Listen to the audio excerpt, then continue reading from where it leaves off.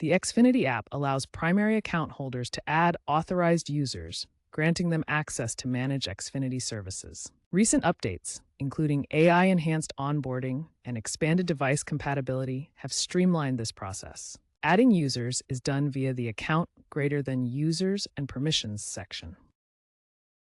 The app now supports up to 10 authorized users and uses biometric authentication for secure user additions. Xfinity offers different permission levels for authorized users.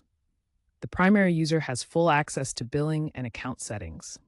Authorized users with full access can manage services but cannot delete the account. Limited access users can only stream content and manage parental controls.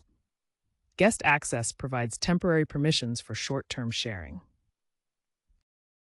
To add an authorized user, first log in to the Xfinity app with your primary credentials. Navigate to the Account section, then Users and Permissions. Select Add Authorized User, enter the person's email or phone number, choose the appropriate permission level, and send the invitation. The new user accepts the invitation via the link, sets up a unique password, and completes two-factor authentication for security. For security, permissions are tied to individual profiles to prevent shared logins.